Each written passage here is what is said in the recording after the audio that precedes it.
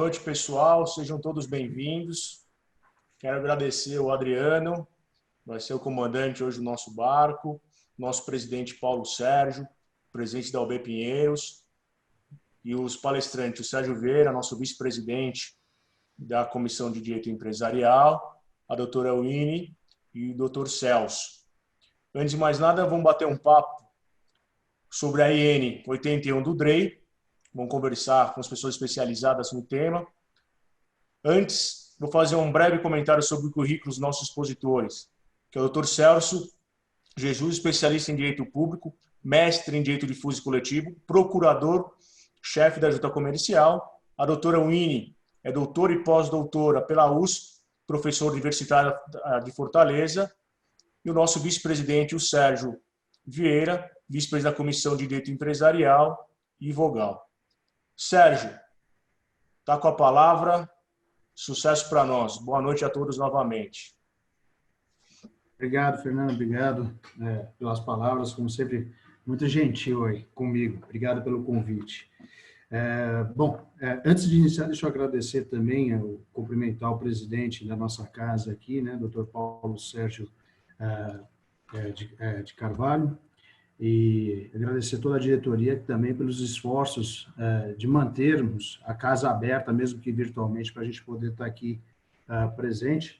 Vou agradecer também o Adriano, que está aqui fazendo, nosso secretário-geral da casa, né, fazendo, às vezes, do Rafael Lira, manipulando a nossa máquina aí. Obrigado mais uma vez.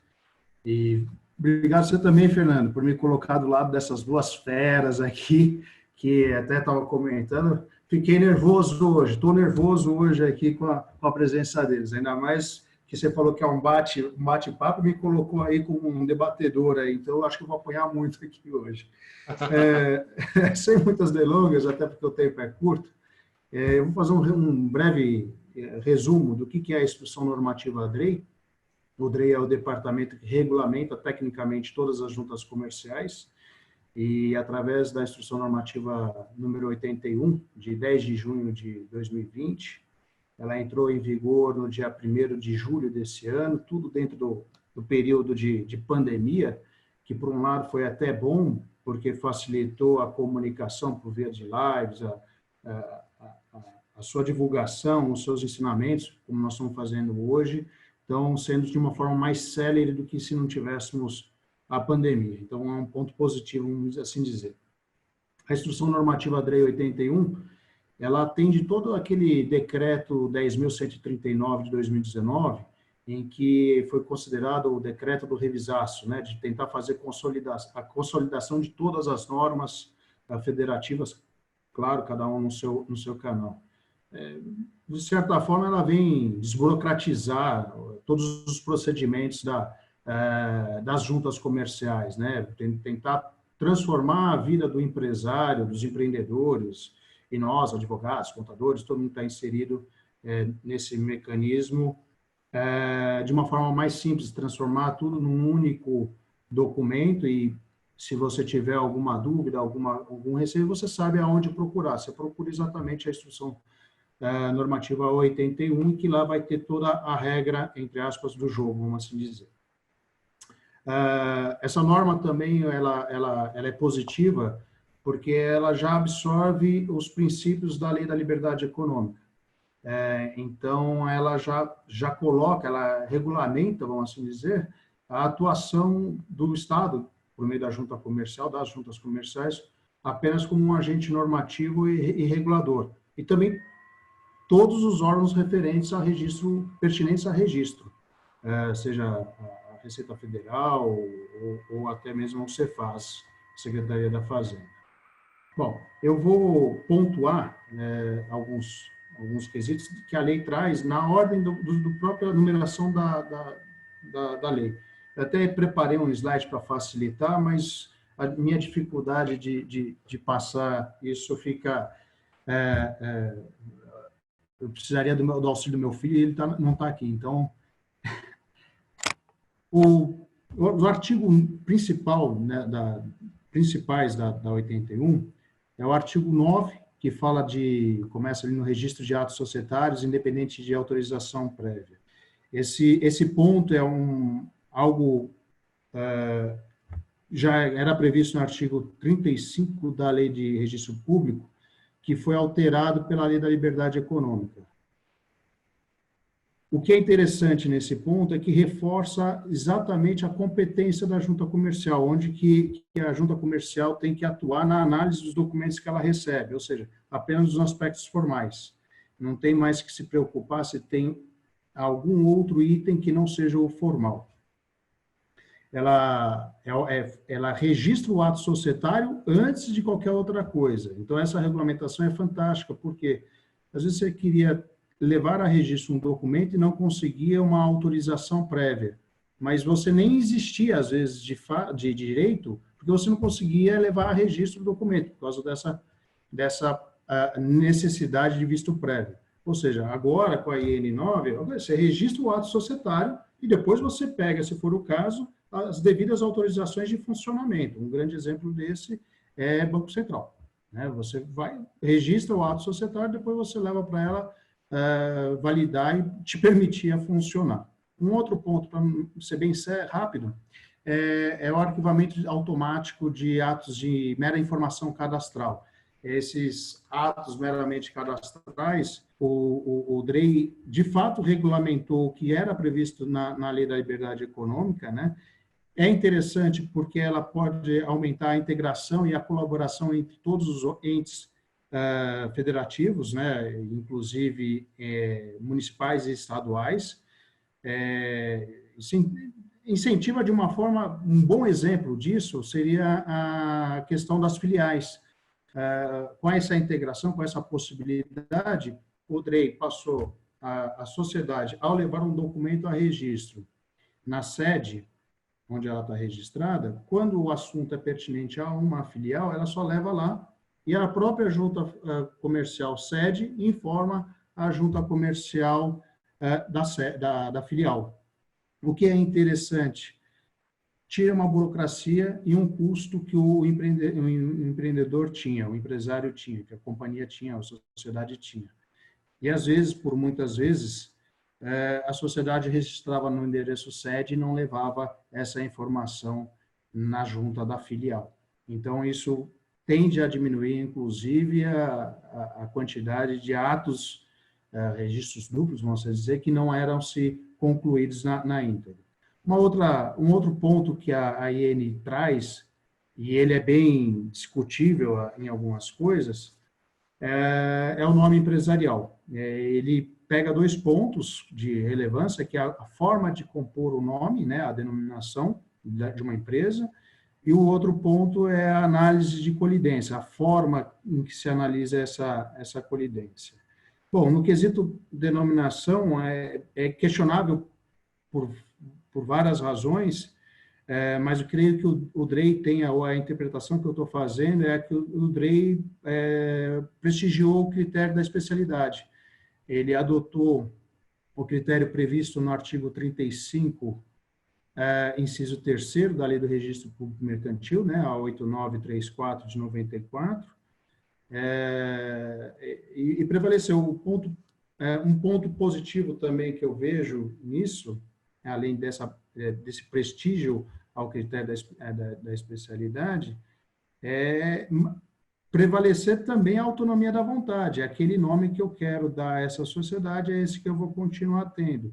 E facilita muito para o uso de empresas multinacionais que estejam entrando no Brasil, que a partir do momento que ela pode adotar exatamente aquela denominação que ela é conhecida no país de origem.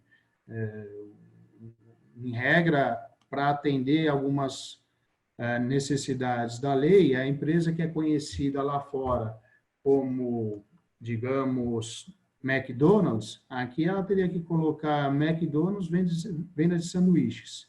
Então, agora com essa possibilidade de usar a mesma nome que você utiliza lá fora, que você é mundialmente conhecido, aqui dentro, tende a facilitar bastante.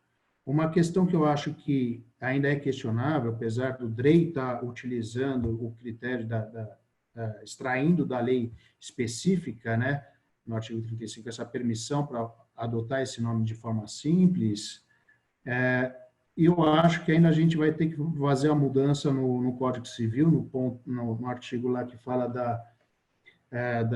do nome da empresário, da sociedade empresária, que é o 1158, e o 1160. O 1160 fala da sociedade anônima, que conflita, inclusive, com a própria lei da sociedade anônima. Mas não vou entrar nesse mérito também. Que mais que ela trouxe de novidade interessante? A apresentação e autenticação de documentos, que a ser levado a registro. Ela regulamentou de uma forma ampla, deixando todas as juntas, de certa forma, trabalhar de forma iguais, principalmente adotando a via única, né?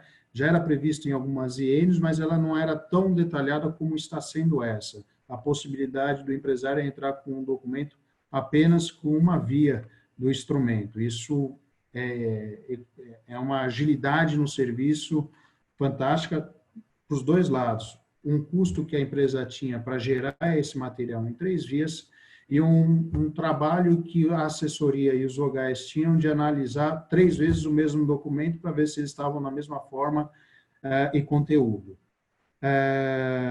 O que mais que ela faz? Também ela consolida, né, a questão do reconhecimento de firma.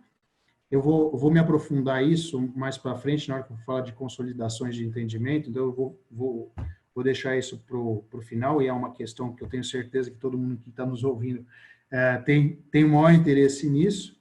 Ela também traz, lá no seu artigo 32, a possibilidade do registro digital, é algo que todo mundo já esperava, agora, inclusive, com a pandemia, se aqui, no caso aqui de São Paulo, já tivesse em vigor, nós teríamos uma celeridade muito maior, uma praticidade muito maior para quem está do lado do balcão, mas eu sei também que, falando para o lado de dentro do balcão, a Junta Comercial de São Paulo está com um projeto fantástico de inovação, de tecnologia, é previsto aí em algumas etapas. Isso também, inclusive, está disponível no canal do YouTube da própria Junta Comercial de São Paulo, esse projeto. Quem tiver curiosidade vai lá assistir.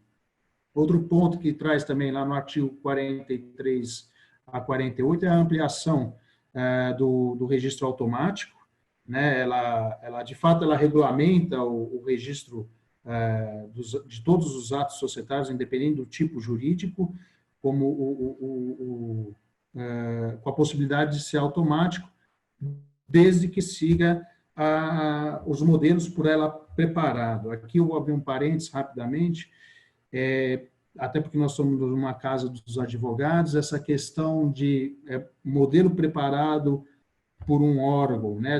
Podemos até dizer que é um contrato de adesão, foi uma expressão que eu utilizei, inclusive, numa palestra junto com o Celso, aí na OAB de Pinheiros.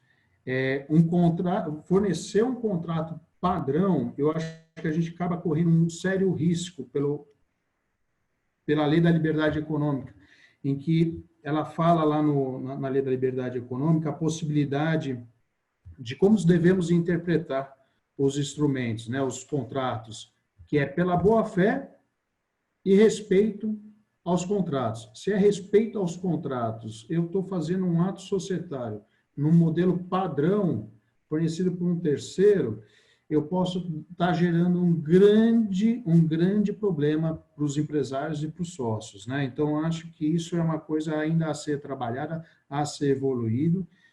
Eu, particularmente, entendo que é um ponto negativo, não o arquivamento automático. Eu acho que o arquivamento automático é uma coisa positiva, mas a forma dele ocorrer, eu acho que ele é negativo. Eu, como estou aqui agora como advogado, dentro da casa dos advogados, eu diria que o ideal seria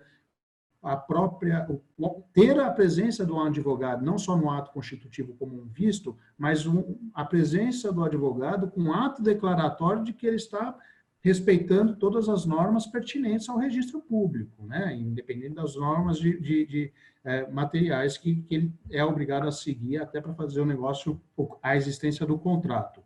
Então, aqui eu acho que ainda pode ser aperfeiçoado. Nós temos aumentar um debate para poder melhorar isso e talvez fazer de uma coisa menos de adesão, menos um contrato de adesão. Um outro ponto também que que está no artigo 49 ao 57, a questão da padronização das exigências.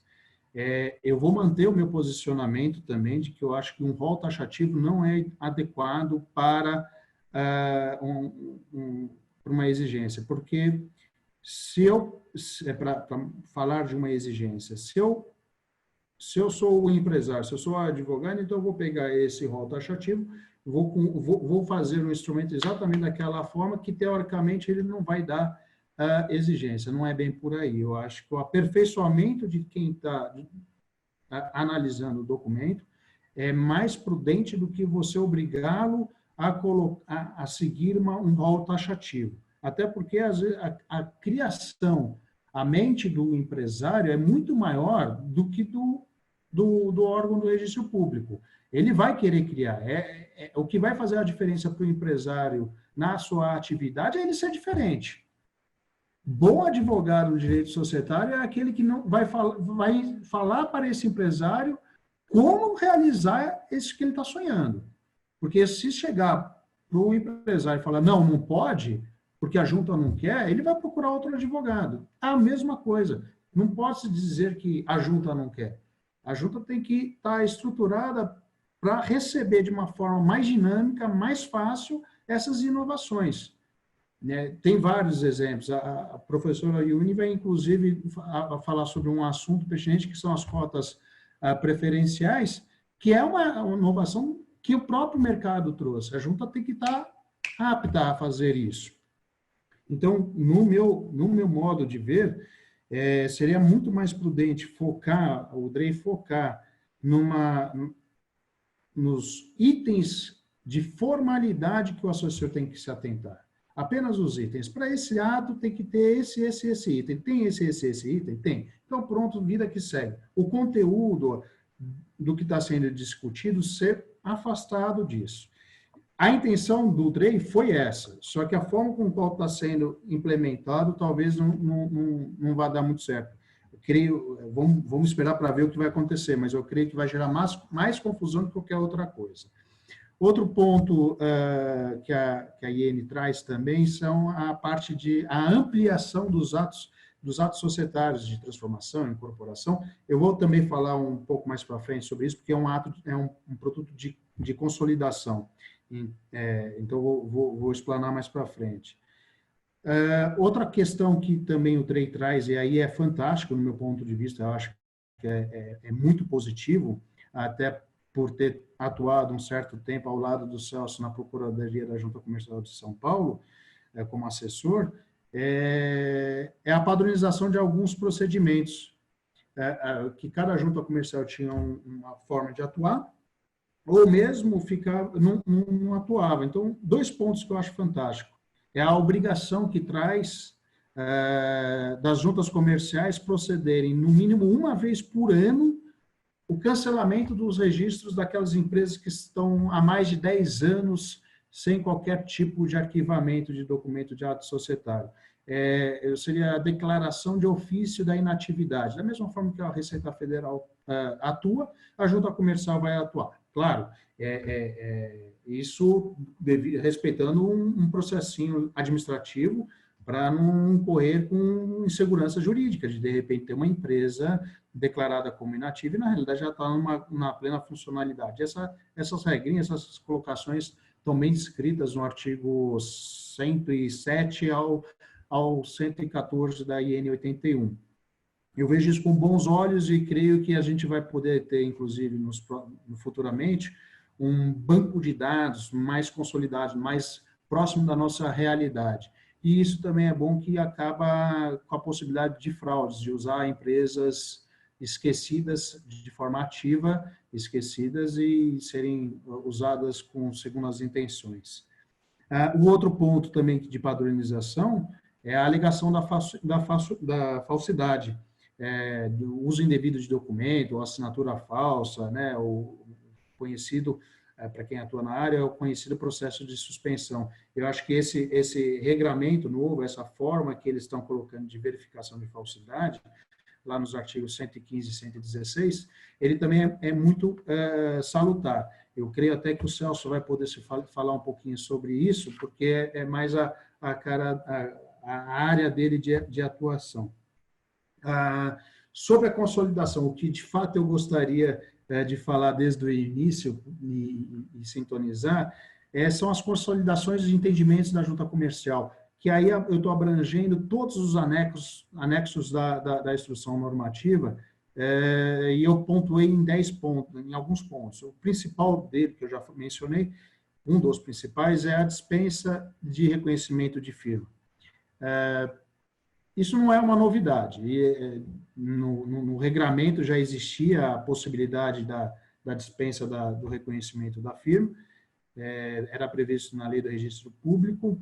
Eu acho que essa matéria ela vai gerar, já está gerando bons conflitos, até de entendimento, porque ela conflita, né, uma simplificação com aquele dever, com os princípios da junta comercial de dar garantia, segurança jurídica, né? Então, a dispensa pode gerar alguma insegurança. E também, pensando no fluxo da junta comercial daqui do estado de São Paulo, o reconhecimento, o documento vir com reconhecimento de firma, facilita no fluxo da análise, né? Porque você não precisa parar para ficar olhando se a assinatura está semelhante ou não. Não vou nem entrar no mérito se os vogais e assessores são capacitados ou não para fazer esse reconhecimento, mas como por semelhança, mas como por mera semelhança, eu creio que todos nós tenhamos bom senso de saber o que é parecido ou não.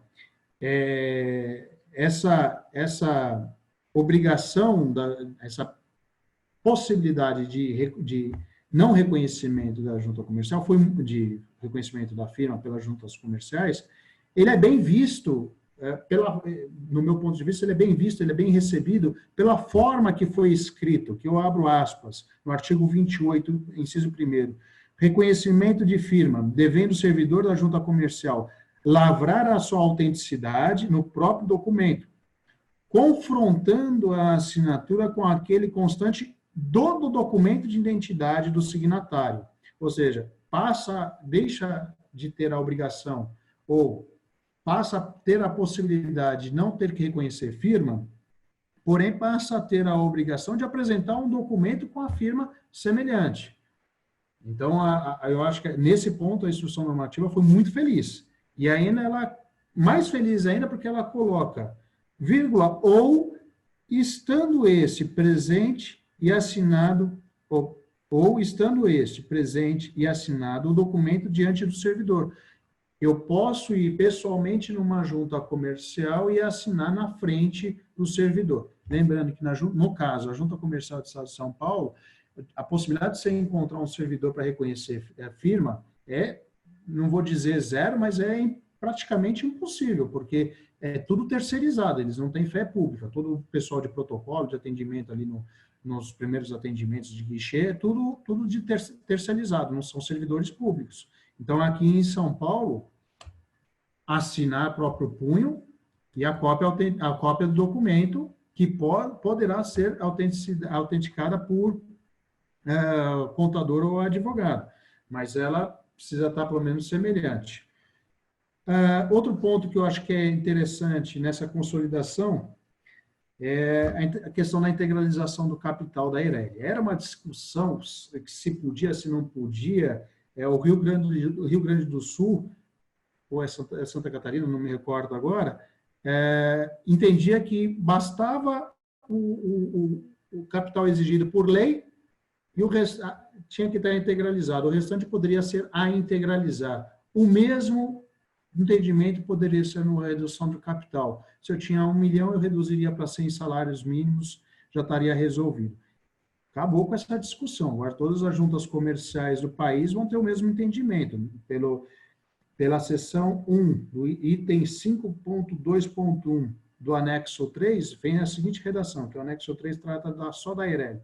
Ela traz a seguinte redação: a integralização da parte do capital da Eireli que exceder o valor mínimo exigido poderá ocorrer de forma imediata ou em data futura. Isso é fantástico. Isso para quem vai escolher a Eireli como seu tipo societário, isso é fantástico, porque eu posso ter um valor de 1 milhão, mas eu só preciso integralizar o capital mínimo.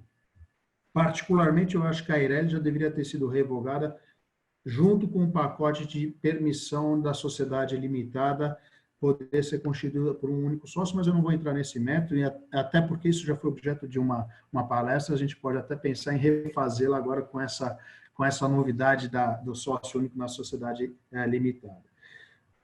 Ponto que eu acho que é o melhor ponto de todos os pontos que eu estou apontando, é o Oscar aqui, é a possibilidade do exercício do artigo 1028 do Código Civil. O falecimento de algum sócio de sociedade limitada, deliberar qual vai ser o futuro da sociedade dele, né? O sócio remanescente, os sócios remanescentes. Isso está previsto na seção 4, item 4.5 do anexo 4, que trata da sociedade limitada. Eu acho que o Drey foi muito prudente nessa colocação, nos seguintes termos. Na hipótese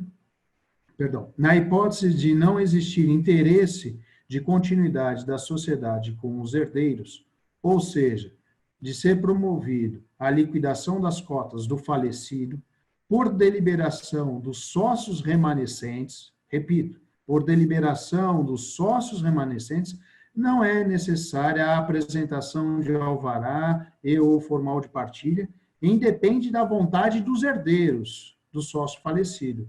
Eu acho que esses dois pontos são fantásticos. Por deliberação dos sócios remanescentes e independente da vontade dos herdeiros do sócio falecido.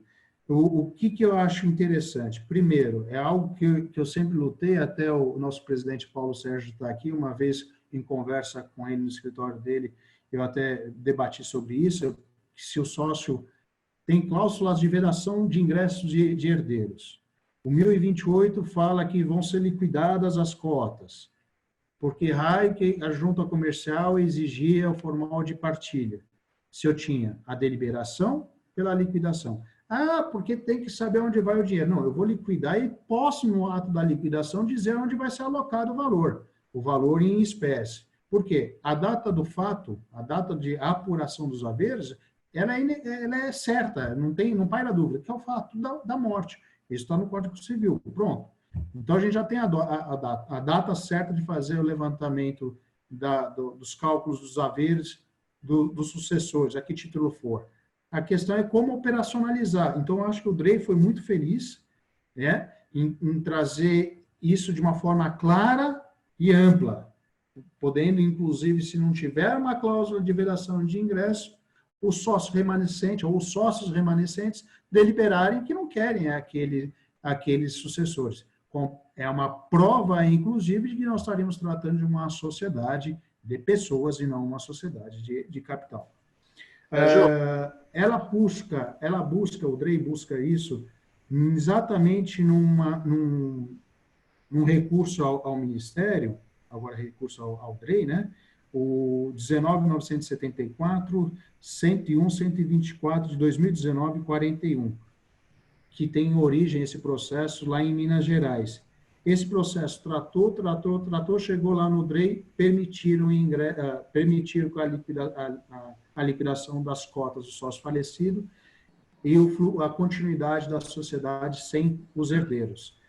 É o Drey valorizando suas próprias decisões, enaltecer o que ela mesma decide. Então, eu acho que isso é um grande ponto positivo. A Junta Comercial de São Paulo, está aqui o Celso, que não me deixa mentir, anos atrás, você não conseguia nem dialogar sobre isso, mais recentemente se passou a poder ventilar essa possibilidade, e inclusive tem até um parecer da Procuradoria de São Paulo, num caso em que ele pauta lá a sustentação da possibilidade, né, a vedação da entrada dos sucessores, no artigo 5º da Constituição, inciso 10, da Constituição Federal. que ninguém pode ser compelido a se associar-se a alguém. Então, agora está consolidado, o DREI foi muito feliz, eu acho que vai facilitar muito a vida de nós, operadores do direito, no que tange a falecimento de sócio, quando os sócios remanescentes não querem a entrada, o ingresso dos sucessores. Fica aí a ressalva que, é claro, é positivo ter sempre a cláusula, né, de vedação de ingresso, que facilita e minimiza qualquer discussão. Ô, Sérgio, Oi, presidente, claro. como o senhor tocou no meu nome, eu tomei a liberdade aqui de interrompê-lo, desculpa. É que aquele caso que a gente discutiu há um tempo, né, como você mencionou, na conversa que a gente teve, que era um caso prático, e debatendo os assuntos nas reuniões que a gente tem de rotina, a junta registrou, deu tudo certo. Acho que eu acabei comentando isso com você, que o registro na junta ocorreu, né, não me lembro. Mas aí o nome do retirante permanecia no QSA da Receita. E aí a gente fez o pedido na Receita para que ele fosse excluído do QSA e levamos lá os registros da junta. Aí a Receita não reconheceu, falou que teria que entrar com ação judicial, fazer apuração de haveres e tudo mais. A Receita não deixou excluir o nome do QSA. E aí a gente entrou com o mandado de segurança na Justiça Federal, alegando aí o artigo da Constituição que você mencionou, que ninguém é obrigado a ficar associado de forma perpétua e tal. Fundamentamos no DREI e na posição da junta comercial, conseguimos eliminar o mandado de segurança, aí com a liminar já excluiu do QSA, e depois foi confirmada a segurança no julgamento do mandado de segurança, e então a Justiça Federal confirmou o entendimento, e aí hoje o sócio tem o registro na JUSCESP e não consta mais do QSA. Então, acho que o objetivo foi alcançado. Tá? Em todos os registros aí está excluída a presença do sócio. Eu fiz essa interrupção para falar que a gente conseguiu também perante a Receita, mas aí foi via ação judicial. É interessante, porque todo esse sacrifício que você teve, a empresa teve, de certa forma, um grande prejuízo, porque ficou se discutindo uma questão em juízo, e que o próprio artigo 1028 já previa, era uma questão só de interpretação mesmo, e o DREI agora acabou com essa possibilidade. Então, se tiver mais um sócio morrendo nessa sociedade, o seu caminho vai ser mais curto, ou assim a gente espera que seja mais célere, né, para a atividade empresarial não ser prejudicada. Eu agradeço até a interrupção, porque eu não sabia que você tinha tido o registro e o problema na Receita Federal. Outro ponto também que eu destaco na instrução normativa, e que também acho que é uma coisa muito positiva para os empresários, é a ampliação das operações societárias, das operações de incorporação, cisão, fusão, e ela possibilita, ela regulamenta a questão da possibilidade de transformar a associação em empresa mercantil e vice-versa, cooperativa em sociedade anônima e vice-versa, ou sociedade limitada. Eu acho isso positivo. Nós temos casos recentes, inclusive, da cooperativa da Unimed, que ela quis fazer uma operação dessa, inclusive, para tentar evitar o seu processo de falência, enfim, a sua quebra. Nós temos um caso muito antigo de cooperativa, muito antigo mesmo, eu acho que eu nem era nascido na época, que era da Copersuca, né, que a Copersuca deixou de ser uma cooperativa, isso tem anos.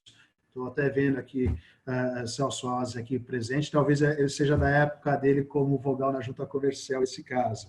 Aqui eu acho que é uma evolução, mas ao mesmo tempo eu acho que o DREI foi conservador, diferente de outros pontos em que ele utilizou julgados dele mesmo para aprimorar a legislação, para facilitar a interpretação, para dar mais voz para a iniciativa privada, né, para os empresários. Eu acho que ele foi conservador, porque ele deixou de consignar a possibilidade das operações societárias envolvendo fundo de investimento, de qualquer natureza, esse fundo de investimento, imobiliário ou não, porque nós temos aqui na Junta Comercial de São Paulo um caso emblemático que virou Remin, né? Teve o julgamento no final do ano passado, é o processo Remin. Esses processos que eu estou te falando de Remin estão disponíveis no site do DREI, é o 19974 100.214 de 2019-14, vou repetir, 19974 100.214/2019-14, é de origem de São Paulo mesmo, tem parecer da doutora Procuradoria, o Celso está aqui, se ele quiser falar também, ele fica à vontade, é um bate-papo. Esse ponto aqui, por que eu acho que foi conservador? Ela já poderia permitir, já poderia deixar claro a possibilidade de fundo de investimento virar uma sociedade e o caminho oposto também. Isso daria uma fluidez na movimentação do dinheiro de uma forma muito grande. Então, aceleraria, de certa forma, investimentos em diversas pontas do nosso segmento. Então, acho que ele foi conservador, mas talvez caiba uma revisão aí, até porque já tem um julgado deles, e esse julgado é muito bom.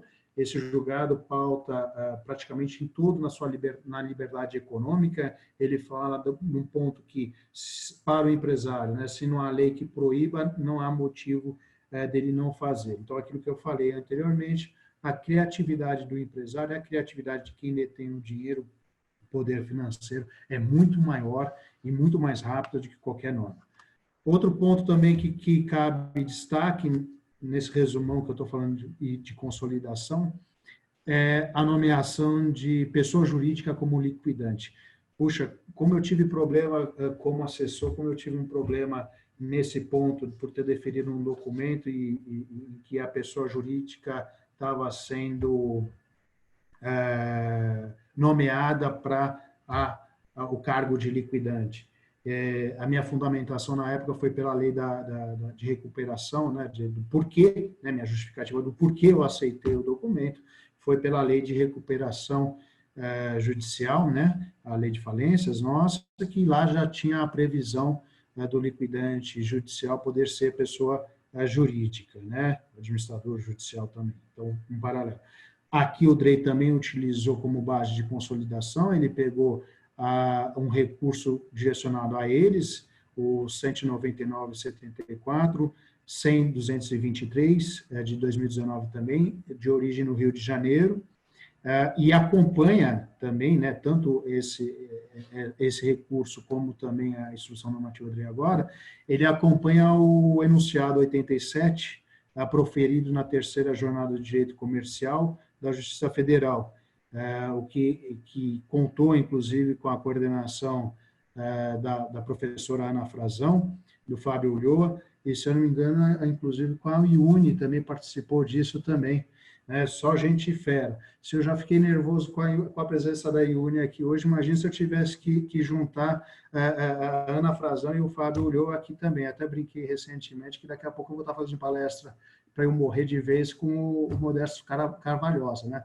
Para eu ser modesto mesmo. Então, outro ponto que eu acho que é destaque na extensão normativa, que eu vou deixar a professora Iune falar, que ela tem muito mais conhecimento nisso, são as cotas preferenciais em sociedades limitadas, uma coisa que, por um lado, eu sou favorável, por um outro, eu sou meio receoso, mas eu vou deixar ela falar primeiro, depois a gente bate, e o Celso também vai colocar a posição dele.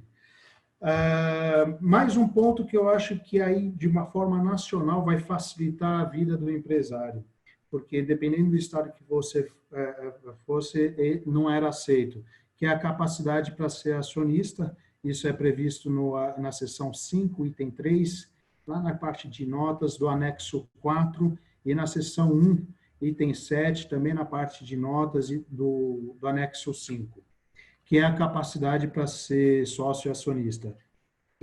O DREI também incorporou da terceira jornada de direito comercial, o enunciado 94, e aí acaba a discussão de que aquela vedação da existência de sócios, né, de pessoas casadas pela comunhão universal de bens, só é válida para a sociedade limitada. Para a sociedade anônima, cooperativa ou qualquer outra que vier a existir, ela não tem validade.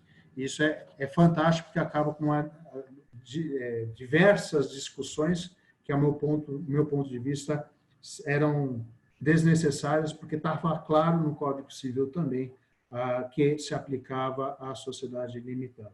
Mas era uma interpretação minha e a junta comercial, no caso da junta comercial de São Paulo, ela passou a adotar isso como regra da possibilidade e seguir. Mas tudo que gera qualquer tipo de atrito, de conflito na hora de se levar um documento a registro, é uma perda de tempo para o empresário. Em regra, tempo é dinheiro, seja para o empresário e seja para nós operadores, independente da formação que eu estou vendo aqui, que temos pessoas não só da área do direito, o que fica bem positivo, é uma perda de tempo para o advogado, uma perda de tempo para o contador, para o empresário e também para os funcionários, assessores e vogais da junta comercial. E gera discussões desnecessárias, sobrecarregando, inclusive, a própria procuradoria. Bom, eu acho que eram essas as minhas considerações. Eu gostaria de ouvir muito a Luíne falar sobre as cotas preferenciais e depois, no final, eu volto e fico aberto à disposição, Fernando, para responder todos os questionamentos. Eu acho que eu consegui resumir muito mais, eu levei muito mais tempo do que eu imaginei. Eu falei 25, eu levei quase 40. Não, bacana. Parabéns, Sérgio. Parabéns. Eu vou fazer uma pergunta para você. Você disse que o modelo simplifica o andamento da junta comercial. Mas você não acha que essa simplificação, esse modelinho, atrapalha o desenvolvimento de novas cláusulas, novos negócios? Eu não falo do empresário em si, mas eu falo do operador do direito, em trazer cláusulas americanas. Muitas vezes a gente utiliza as cláusulas americanas, fazendo direito comparado aí, no direito brasileiro. Você não acha que isso impede o desenvolvimento de novas cláusulas? É aquela velha história, né? O princípio da legalidade, você não consegue defender teses. O advogado tem que defender teses, não é? Se vai ganhar... Eu acho que em 2 pontos. Eu acho que a questão do registro automático ser por um formulário pré-apresentado pelo DREI, eu acho isso uma afronta a nós advogados. Eu acho isso um desrespeito à nossa arte de escrever.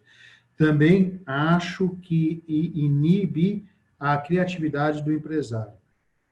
Da mesma forma que eu entendo que o rol taxativo para se exarar a exigência inibe a nossa arte, inibe a criação do empresário. Não deveria ser um rol taxativo.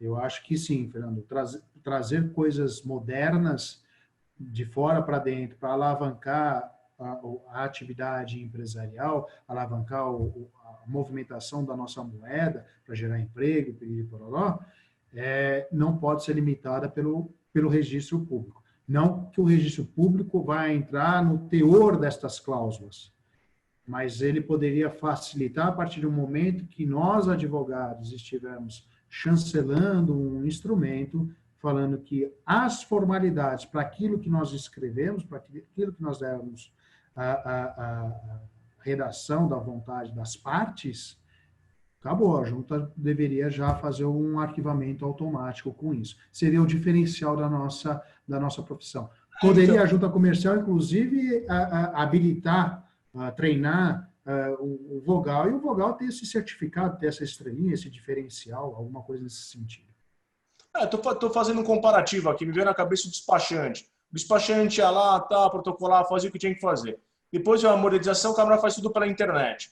Daqui a pouco o empresário vai fazer tudo pela internet, vai mandar para a junta comercial, aprova, ele imprime, acabou o advogado, acabou o contador, acabou tudo. É mais ou menos isso, sendo que ele vai pegar, inclusive, um formulário padrão fornecido pelo... vai pegar um formulário padrão. Acabou a discussão, acabou, não precisa de mais nada. Faz um algoritmo qualquer, você está resolvendo todos os problemas. A questão que eu vejo, o problema onde vai ter é na hora que tiver uma discussão, um litígio de alguma cláusula específica, pontual. Porque a própria lei da liberdade econômica diz que o que vai a interpretação aos contratos é o que vai se sobressair. Vai prevalecer a boa-fé e a interpretação do contrato. A partir do momento que eu estou fazendo um contrato de adesão, sem advogado, acabou. O que eu estiver escrito lá é o que vai prevalecer. Vamos fazer um rápido paralelo? Se tiver lá que vai ter cláusula que os herdeiros, a que título for, os sucessores do sócio falecido vão ingressar na sociedade, acabou a discussão, porque o que vai prevalecer é o que está no contrato. Aí não tem arte, não tem mandado de segurança, viu, Paulo? Não tem arte, não tem nada que vai mudar isso. Porque você fez um contrato de adesão. Os contadores já têm de praxe ofertar para os seus clientes contrato de adesão. Isso é um equívoco. Isso é um erro. Passa a ser tolerável porque aqui em São Paulo tem um volume gigantesco. Né? Queria eu ter, sei lá, 10% da carteira de clientes de uma empresa de contabilidade, só para fazer contrato para eles. Sentar com as partes, os envolvidos, e fazer um contrato. Isso seria fantástico. Acho que até eu iria morar em São Paulo para receber essa demanda de clientes. O que você acha de tudo isso, doutora? Boa noite. Eu queria agradecer inicialmente ao Fernando e ao Sérgio pelo convite. Na verdade, eu morei aí 12 anos, né? Eu voltei para Fortaleza não faz tanto tempo, sempre trabalhando com direito societário. E, bom, fiquei incumbida de falar sobre essa aparente inovação das cotas preferenciais, mas se os senhores me permitirem, eu queria fazer uma observação agora para defender o contrato padrão e as cláusulas padrão. Vamos lá. Primeiro ponto que me surpreendeu o doutor Sérgio ter falado é a respeito de essa história de contrato de adesão. A Lei da Liberdade Econômica, além de tudo, ela trouxe um dispositivo que a gente queria há muito tempo ter colocado se tivesse prosperado o projeto de Código Comercial. E eu vos digo que se tivesse ocorrido a oportunidade, a minuta que saiu do Ministério da Economia era muito mais ambiciosa do que aquela que pôde ser votada na Câmara, por questões políticas, né? A gente, quem quer tudo, não acaba não conseguindo nada, ou nesse próprio dia que eu ouvi do professor Fábio, de quem eu sou muito amiga, na democracia as vitórias sempre são parciais. Mas quando a Lei da Liberdade Econômica inseriu no Código Civil que os contratos empresariais e civis se pressupõem paritários, exatamente para parar com essa mania da gente querer usar microsistemas de direito consumidor e direito do trabalho em contratos entre pessoas físicas que em que não há relação de consumo nem trabalhista, e muito pior na relação entre empresários. Então, isso que o Sérgio falou, para mim é um sonho, que o empresário possa entrar no site da junta e arquivar uma sociedade, como é feito nos Estados Unidos, na Flórida, por exemplo, tem propaganda, não vá para Delaware, fique aqui na Colômbia, que eu tive a oportunidade de visitar na época que a gente estava fazendo o projeto do Código Comercial, fiquei especificamente na área de societário, né? E de todas as jornadas, a gente sempre fala isso, claro, eu estou aqui na OAB, eu falo isso na OAB daqui também, gente, mas o que eu faço em direito societário, eu não acho que nem o que o contrato padrão não vai fazer, mas ele me ajuda, porque às vezes eu preciso desse contrato arquivado amanhã. E se eu fizer um contrato extremamente elaborado, com cláusulas americanas, com a cota preferencial, uma determinada cláusula que o analista nunca viu, né? Provavelmente eu não vou conseguir, eu prefiro constituir e depois eu altero, não tenho nenhum problema com isso. Né? E eu brinco às vezes com meus clientes que eu digo, para fazer eu cobro um preço, para consertar eu cobro mais caro. Né? Então, isso aí, na verdade, para mim não faz muita diferença. Estou falando agora como advogado. Né? E antes eu estava falando como uma pessoa que acabou participando um pouco desse processo junto com outras pessoas. Então, esse é um ponto, eu sou extremamente favorável ao contrato padrão. A gente está adotando um modelo que não é invenção nossa, né? Já existe em outros locais. Não é por isso que é bom, gente. Vamos lá, que a gente também não... Às vezes a gente sofre essa crítica, né? De achar que o que vem de fora é bom. Então, nem eu acho que vai haver esse problema de cláusula de adesão, porque nós estamos falando de sócios e nós devemos... assumir que eles têm uma relação paritária, né? Não é uma relação que em tese é do mais forte com o mais fraco, nada. Quero fazer esse contrato aqui e, sinceramente, eu sou a favor de extinguir essa exigência de visto de advogado. Para mim, não tem o menor sentido aquele visto ali. Bom, eu já estou jogando aqui vou falar e sair correndo, né? Eu estou falando como advogada que atua especificamente em societário.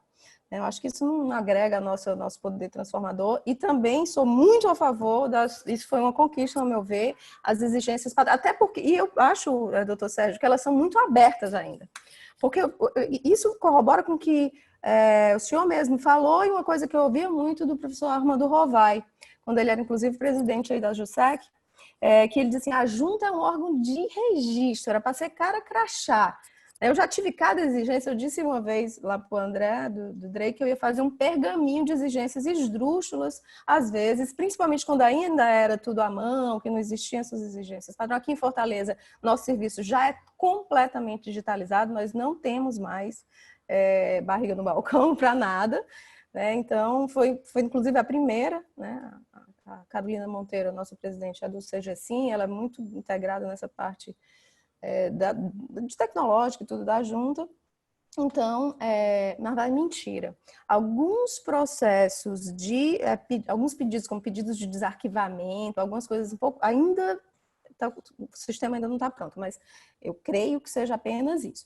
Bom, jogada essa pequena consideração, eu vou falar rapidamente para que todos tenhamos a possibilidade de fazer questionamentos. Eu dou os parabéns ao Sérgio por esse resumão que ele conseguiu fazer, porque a IN realmente é muito extensa. Na verdade, não a IN, mas os anexos, né? Acaba se tornando aquele calhamaço muito grande mesmo. E ele, nossa, fez um trabalho de fôlego aí.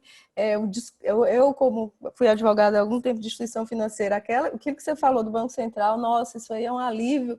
Não pela Constituição, mas pelas alterações. A gente mandava para o Banco Central, eles passavam 30 dias para analisar, quando eles autorizavam, a gente mandava para a junta, tinha uma exigência. Era um loop, uma coisa sem fim, né? Era uma coisa que, nossa... Bom. Isso quando aquele administrador que foi nomeado, né, passou pelo Banco Central, morreu. Morreu, ou então fugiu, ou foi preso. Não, acontece de tudo. Eu digo que eu sou um tubo de ensaio de experiências exóticas. Aí, quando acontece, vai passar quanto tempo mais? Volta para o Banco Central.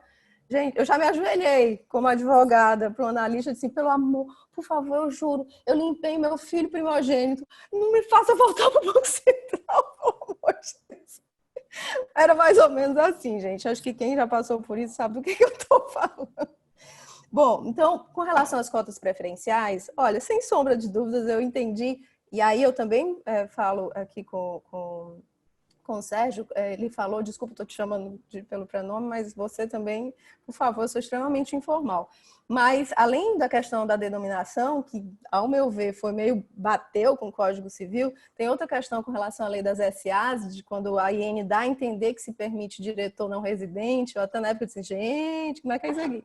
Então, a questão das cotas preferenciais, ao meu ver, e aí eu tenho um rol de professores e juristas que eu admiro muito, que discordam de mim, eu não entendo por quê, mas graças a Deus eu tenho outros também de muito peso que estão ao meu lado. Eu não entendo que o DREI tenha inovado em qualquer matéria, porque a grande crítica que se fez não é as cotas preferenciais em si. Se os senhores verem artigos que foram publicados pelo professor, um dos que eu mais admiro no Brasil, para não dizer o que eu mais admiro, que esteve junto comigo, eram quatro pessoas na subcomissão de Direito Societário do Código Comercial, o professor Alfredo Assis, que conversei com ele por WhatsApp e depois vi o artigo completamente contrário.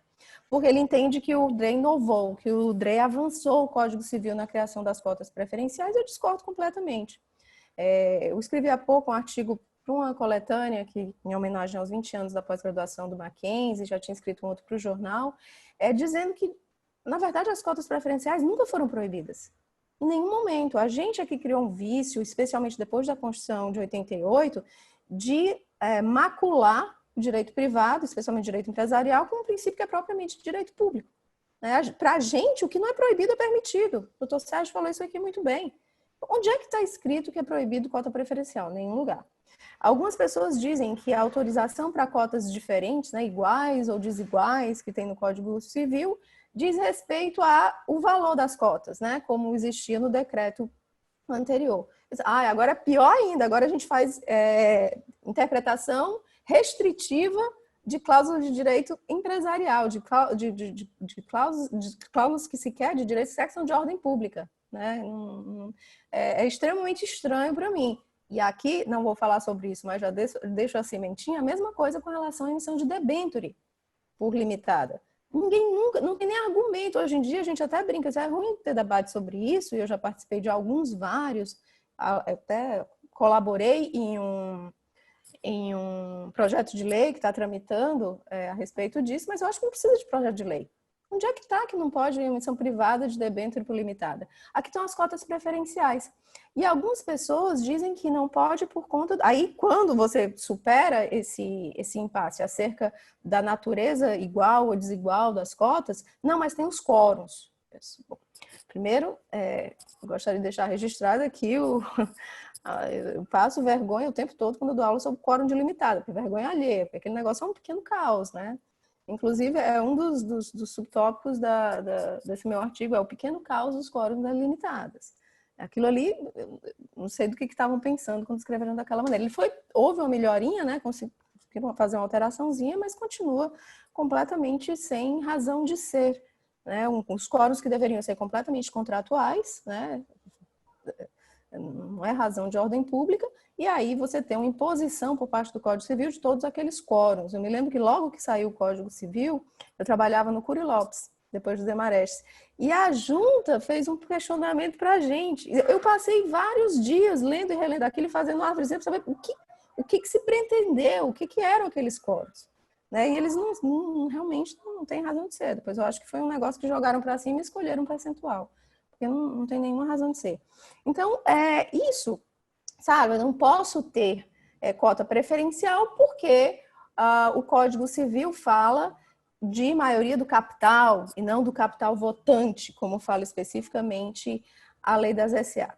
Gente, às vezes eu digo que as pessoas têm um pouco de má vontade com interpretação, porque o tanto de atecnia que nós já interpretamos no Código Civil, com uma boa vontade danada, realmente não faz sentido. Tem tanta tecnia que a gente começa a simplesmente ignorar artigos. Não sei se vocês já notaram que tem os artigos que pegam e que não pegam no Código Civil. Aquele de direito de recesso é um.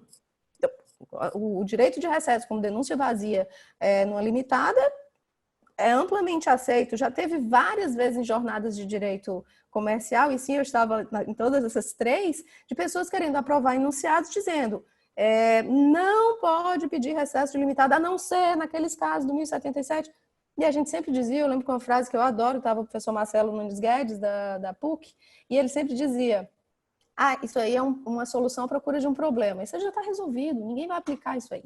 E tem vários que são assim também. E no caso dos quórums, seria levar uma interpretação absurda você ter a cota preferencial, que não é proibida, e considerar esses votos tanto para quórums de deliberação, quanto para quórums de instalação, quanto de deliberação. É claro que aí nós estamos tratando de capital votante. Tem algumas interpretações que dizem, não, na verdade você apenas pode ter no máximo 25% de preferenciais, porque o quórum mais alto seria de 75%. Essa eu ainda acho mais esdrúxula do que aquela que diz que não são permitidas as cotas preferenciais, que isso aí você estava criando quórums de unanimidade artificialmente, né? Eu sei que eu estou falando um pouco rápido sobre esses assuntos e eu não posso dizer que eu vou mandar o artigo para vocês, porque eu fiz uma esquematização, estou sendo imodesta, né? Mas ficou até bem... Eu gostei, né? Você escreve uma coisa que você gosta, eu fiz junto com uma pesquisa que uma doutoranda minha auxiliou, mas tão logo seja publicado, eu me disponho. O professor Assis, ele fez a melhor fundamentação, que eu entendo, baseada na tipicidade das sociedades. Ele entende que nós estaríamos criando um novo tipo societário, não seria mais uma limitada se admitíssemos cotas preferenciais, que pese o grande respeito que tenho pelo professor Assis, realmente, eu acho que nós estamos chegando a um grande extremo, porque o que é importante, o que é de ordem pública em uma sociedade é o regime de responsabilidade, porque é sobre isso, sobre o regime de responsabilidade que o nome fala com terceiros, que a própria estrutura societária fala com os terceiros. Então, o que nós buscamos com a norma de ordem pública não é proteger os sócios, não faz sentido. Eles são empresários, nós devemos presumir que eles têm relações paritárias. Nós buscamos proteger o terceiro. Eu sei que se eu contratar com a limitada, a responsabilidade deles vai até aqui. Com SA até aqui, com o nome coletivo até aqui, e aí os outros tipos menores. Aí vão os outros tipos menores. De resto, nós devíamos realmente resgatar de maneira mais enfática a contratualidade da limitada. Porque o que o Código Civil tirou, né? Ele quis aproximar nas coisas ruins da SA e esqueceu das coisas boas, né? Instrumentos de financiamento, instrumentos de engenharia societária, certo? Eu vi que eu passei um pouquinho dos meus 15 minutos, que eu tinha dito que ia falar, mas eu estou disponível para qualquer tipo de pergunta. Não qualquer tipo, né? Mas perguntas sobre a IN. Não tem problema, doutora. Deixa eu fazer uma pergunta.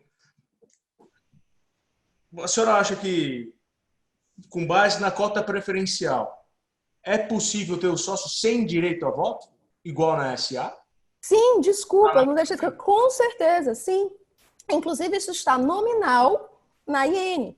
Veja só que isso já está, se vocês olharem, está no projeto de Código Comercial, esteve na Lei da Liberdade. Olha o que a gente já estava colocando lá.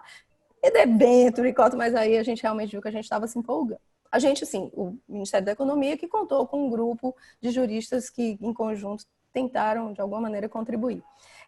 Sim, é exatamente isso. A IN diz claramente que as cotas preferenciais podem restringir ou excluir o direito a voto, e, nesse caso, os quórums, nos quórums, né, legais, que obviamente não podem ser alterados, eles deveriam levar em consideração apenas o capital com direito a voto.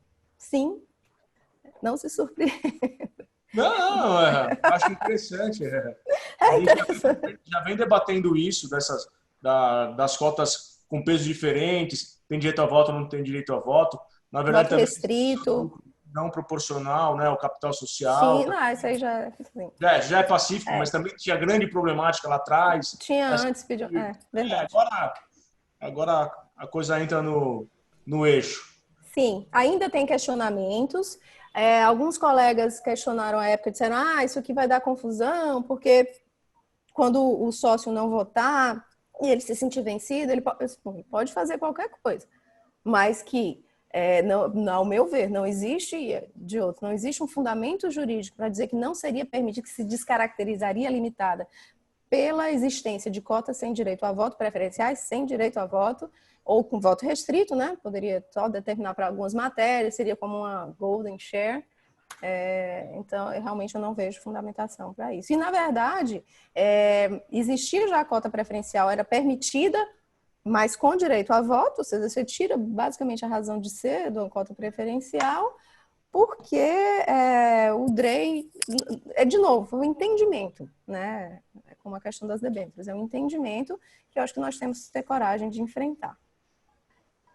Bacana. Bacana, doutora. Obrigado. Doutor Celso, o que o senhor acha de tudo isso? Faz um compilado de tudo isso. Bom, boa noite, Fernando. Obrigado pelo convite. Quero cumprimentar todos os colegas da sua pessoa para não ficar nominando um por um, né? Estou vendo que tem muita gente conhecida, o doutor Celso Asa está assistindo. Então, eu cumprimento e parabenizo o Sérgio pelo trabalho, a doutora Winnie pela exposição claríssima. E, assim, eu já não tenho mais nem o que dizer, né? Depois de tudo que já foi dito. Fala o contrário de tudo que tá bom. Não fala com nada que tá bom.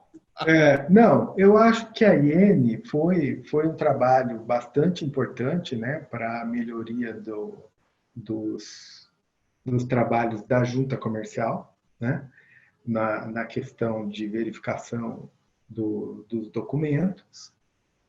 E a única restrição que eu tenho em relação a essa questão das cotas preferenciais, realmente, isso já era possível, né?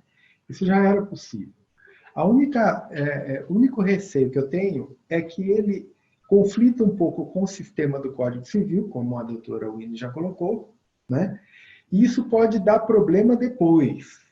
Mas não é uma coisa que a junta vai entrar no mérito disso, né? Mas pode dar algum problema posteriormente. A pessoa pode aceitar, você excluir, principalmente com relação à exclusão do direito de voto, que eu fico um pouco receoso, porque isso contraria a natureza da sociedade de pessoas, né? Mas, assim, e vejam, O que pode acontecer é assim, a pessoa aceita, mas depois, dependendo do que vai acontecer, vai entrar no judiciário, isso vai virar uma briga e tal. Então, eu acho que o nosso sistema deveria ser aberto, né? O Código Civil, eu acho que já ficou desatualizado. Nós deveríamos ter, para a sociedade limitada, uma liberdade total dos contratantes, para fazer o que bem entenderem, né? Desde que não fosse proibido em lei, desde que não houvesse proibição em lei, né? Eu entendo, assim,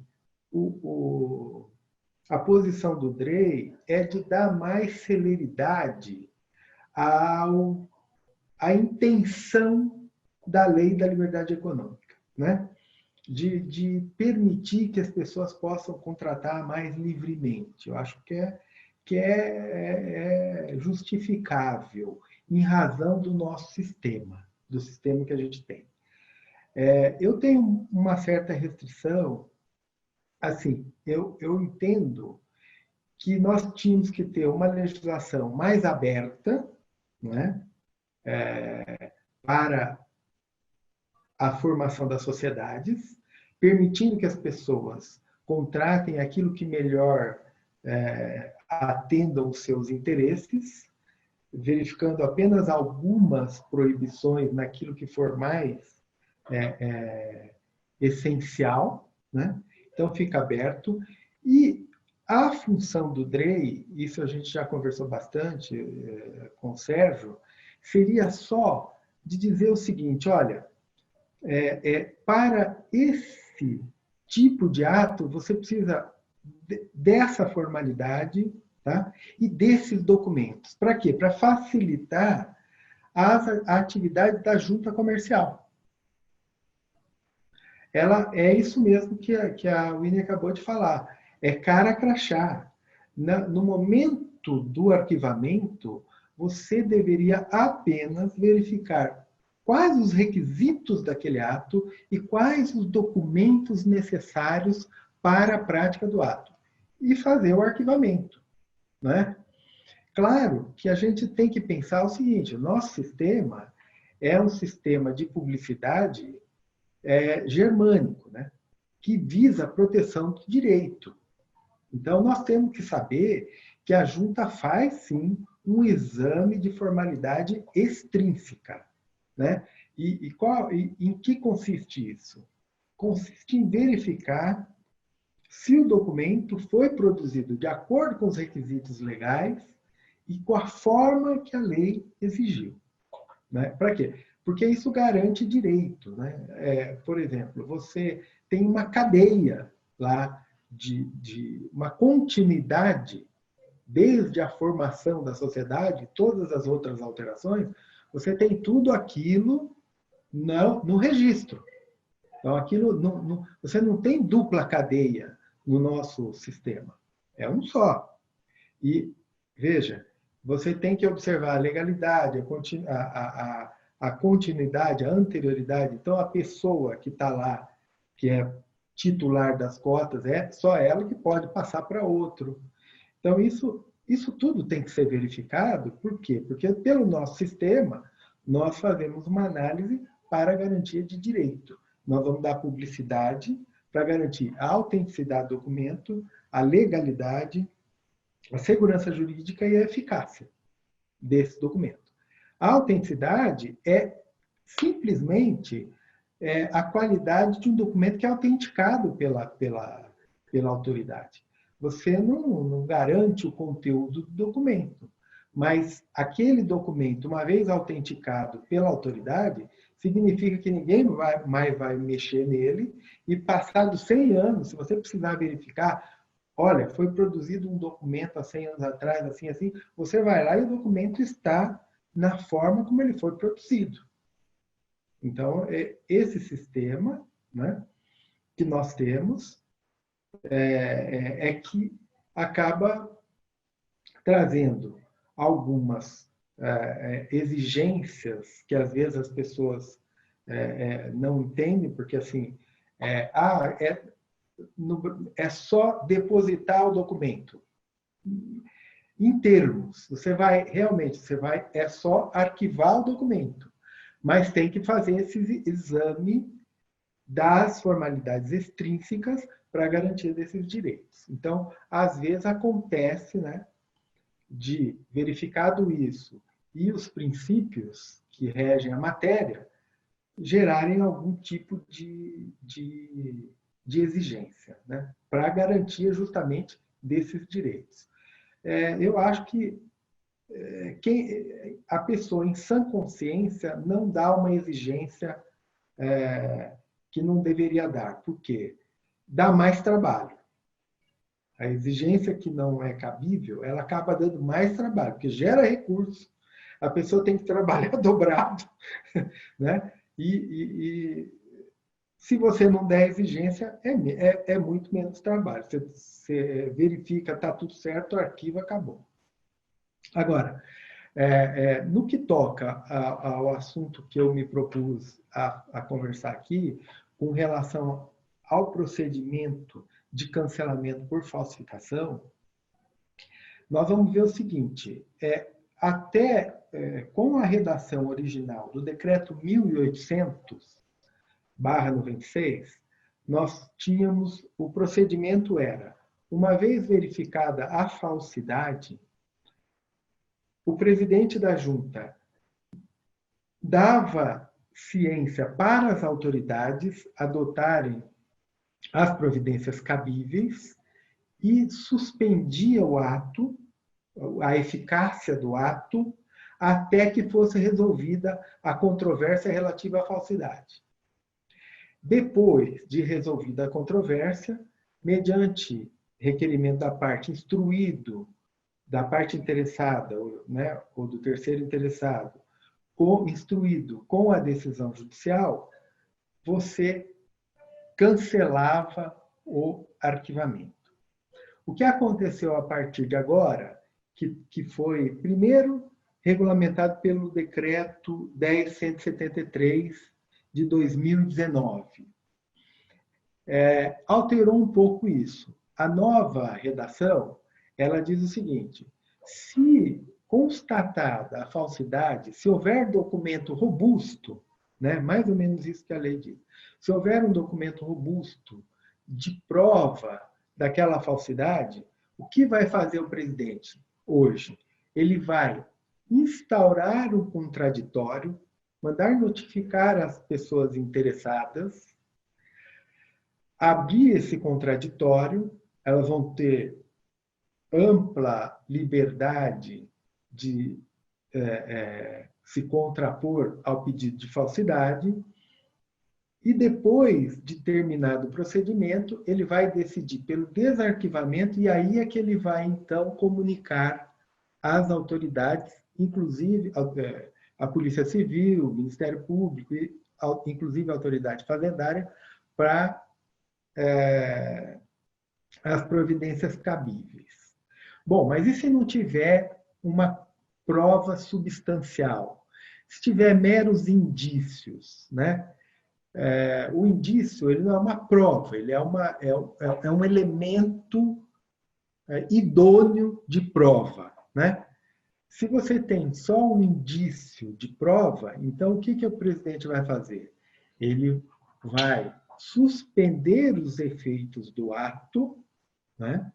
E vai remeter as partes para as vias ordinárias para discutir aquela falsidade. E depois de decidido isso, aí é que você vai partir para o cancelamento na forma que se fazia anteriormente. Na realidade, aqui em São Paulo, eu até discuti um pouco com o André, no momento dessas alterações, que foram feitas pelo 10.173, porque aqui em São Paulo nós já agíamos assim, né? Quando havia prova substancial da falsidade, a gente já cancelava. Então, por exemplo, às vezes vinha lá, olha, tal arquivamento tem uma falsidade. É um morto que assinou essa alteração contratual.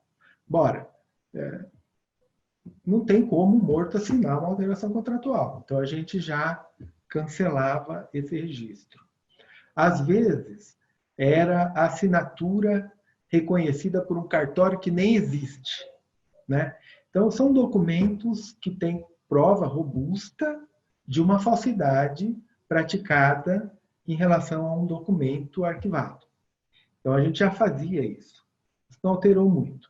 Bom, depois do 10.173, então agora a IN 81 traz mais pormenorizadamente o procedimento de cancelamento por falsificação, que repete, basicamente, o decreto 10.173 de 2019. Então, agora, ficou mais, eu acho assim, não digo que ficou mais fácil, mas a decisão de cancelamento pode ser mais célere. E se houver uma prova substancial da falsidade, é possível que seja feito o cancelamento administrativo daquele documento, daquele instrumento, fazendo o desarquivamento e o cancelamento do registro respectivo pelo próprio presidente. Então, essa foi a mudança que nós tivemos em relação a esse procedimento de cancelamento de documento ou de instrumento com alguma falsidade apontada pelo interessado. Nesse aspecto, é isso que aconteceu. Eu acho que facilitou para as pessoas agora obter o cancelamento de um registro inquinado de falsidade. Só um comentário, Celso.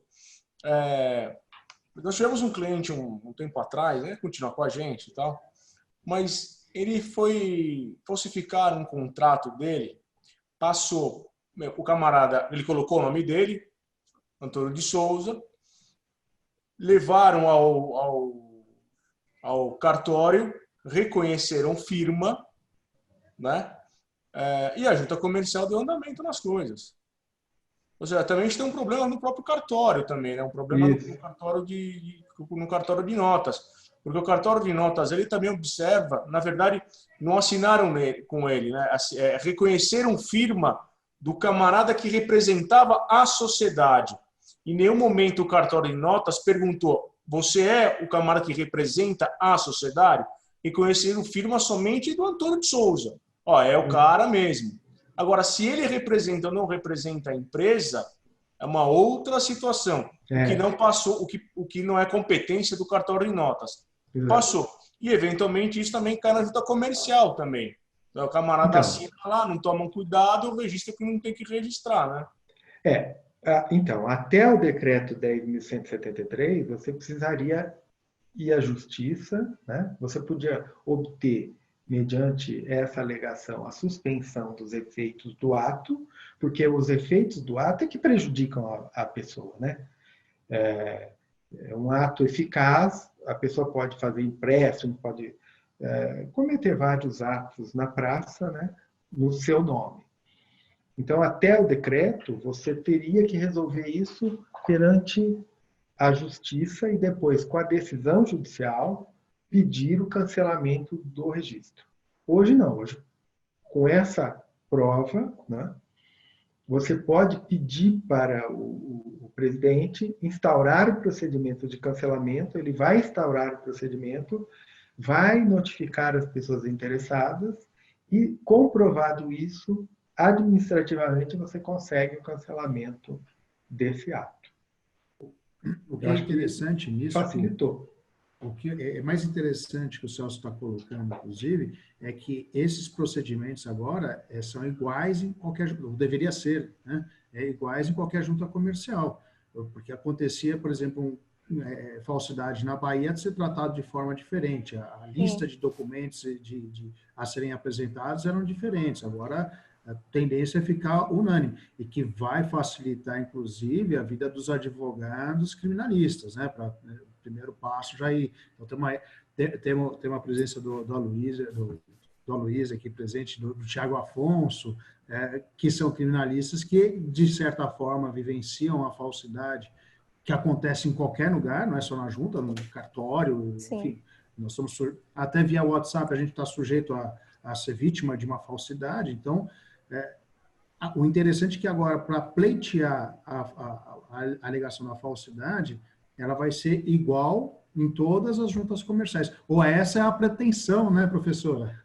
Você sabe que a gente, sim, é a pretensão, então a gente está com um projeto um pouco ousado de fazer uns enunciados. Calma, estamos com algumas ideias boas, ao meu ver, com relação à padronização, porque ainda que todas as juntas estejam sujeitas ao mesmo regime, é interessante, eu que advogo em alguns estados, você deve saber que não é nada igual.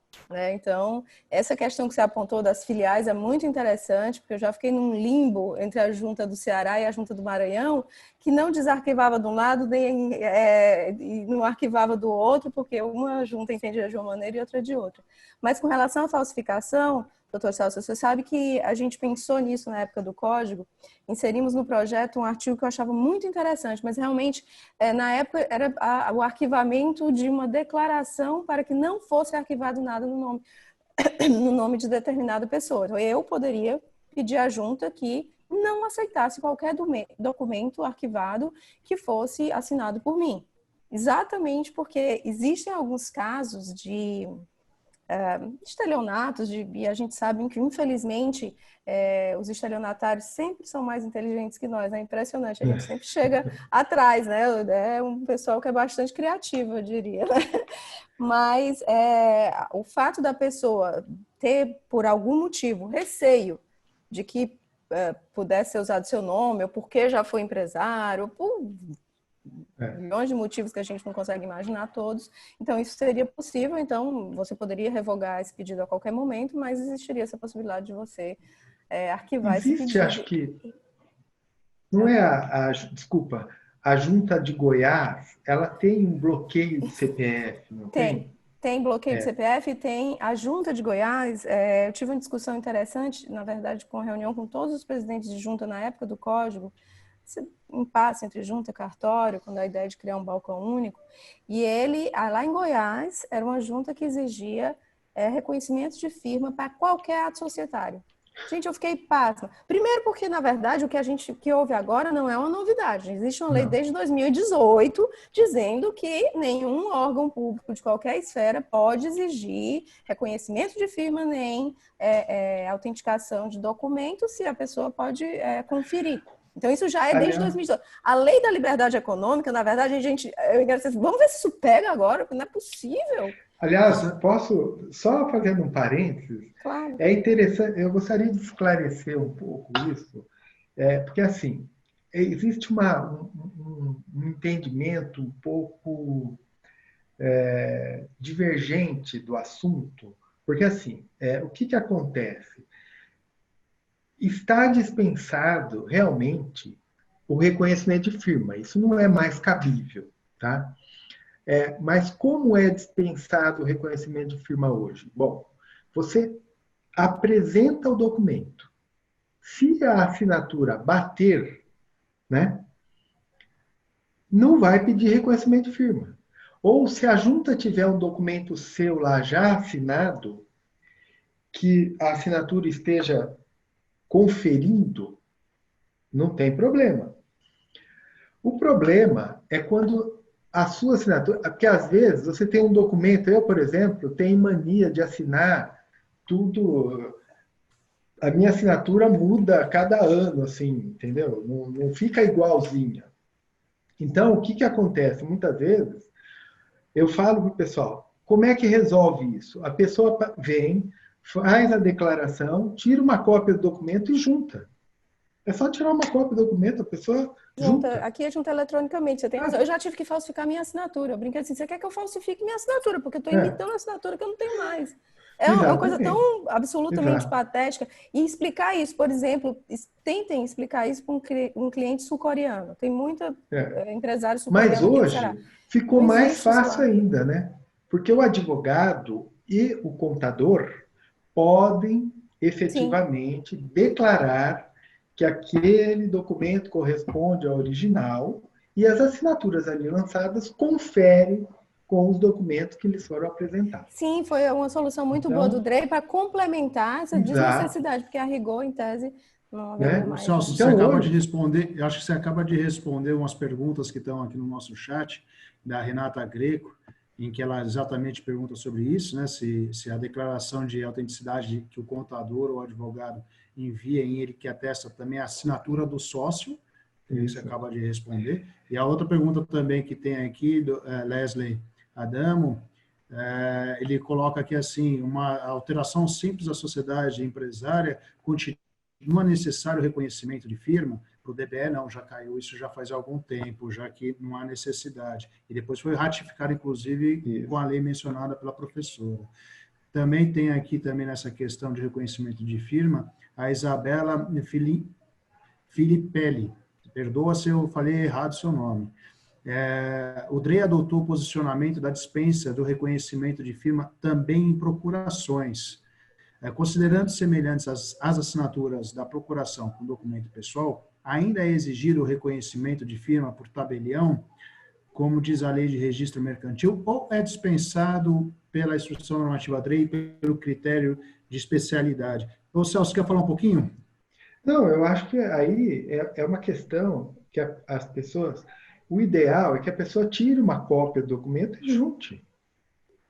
Na verdade, foi dispensado pela Lei da Liberdade Econômica, né? Porque a instituição, a rigor, em tese, não poderia dispensar uma formalidade. Mas a Lei da Liberdade Econômica alterou a Lei de Registro de Empresa em alguns pontos, inclusive com relação à procuração, que, a rigor, era o único documento em que ainda se exigia realmente o reconhecimento por tabelião. Foi exatamente esse... Eu citei um caso interessante que ocorreu comigo, que era um cliente sul-coreano, e eu passei mais tempo explicando para ele o que era um reconhecimento de firma, porque ele não atingia, assim, que maluquice, eu tenho que provar... Pois é, calma. Eu vou provocar vocês dois agora, toma essa liberdade em 2 pontos. Uma, quando a questão da falsidade, Celso, alguns anos atrás, quando o presidente era me deu branco o nome do presidente. Jânio? Do Jânio, obrigado. Quando o presidente era o Jânio, eu representei a junta comercial num evento lá no São Paulo Invest, SP Invest, em que era de startups, empresas que estavam se desenvolvendo tecnologias e tal, e o rapaz tinha uma solução que, adaptada para qualquer junta comercial, ia ser perfeita. Era você que era empresário, você que não era empresário, cadastrava o seu CPF num determinado lugar e recebia qualquer movimentação de arquivamento no seu CPF no seu celular. Então, você está saindo de uma sociedade, está ingressando numa sociedade pelo seu CPF, agora com a lei de unificação de dados, CPF e CNPJ, ficaria fantástico.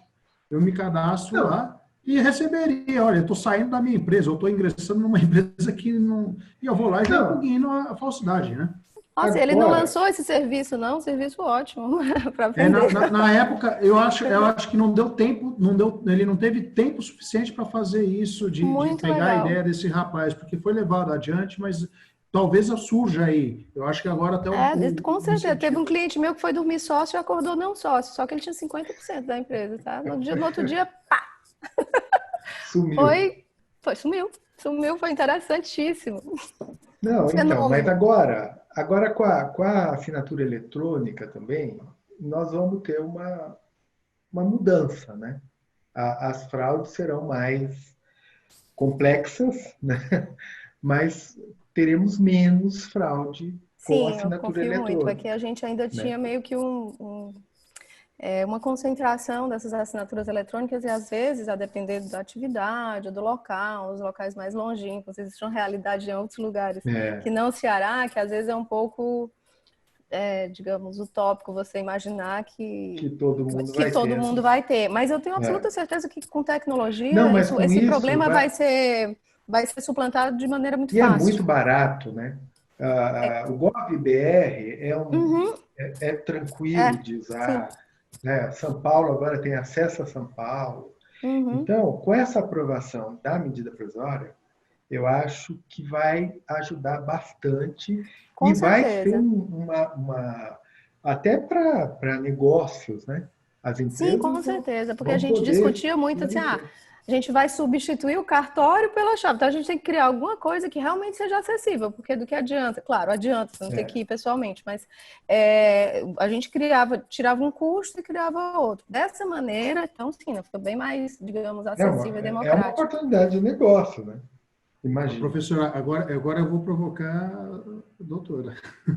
A questão do visto do advogado. Até recebi, fui bombardeado aqui no meu WhatsApp aqui e vi no privado aqui do chat aqui para eu voltar a essa questão, até porque nós estamos na casa do advogado. Sim, eu imaginei que aconteceria, estava estranhando não ter acontecido ainda. A minha orelha ficou vermelha de repente, que na realidade, creio eu que não o ideal, no meu entendimento, no meu humilde entendimento, não é a exclusão do visto do advogado. Eu acho que é um aperfeiçoamento que deve existir, inclusive eu colocaria não só no ato constitutivo, mas como todo e qualquer ato de alteração, a necessidade de um visto, desde que isso tenha um benefício, que seria o qual? Justamente o arquivamento automático.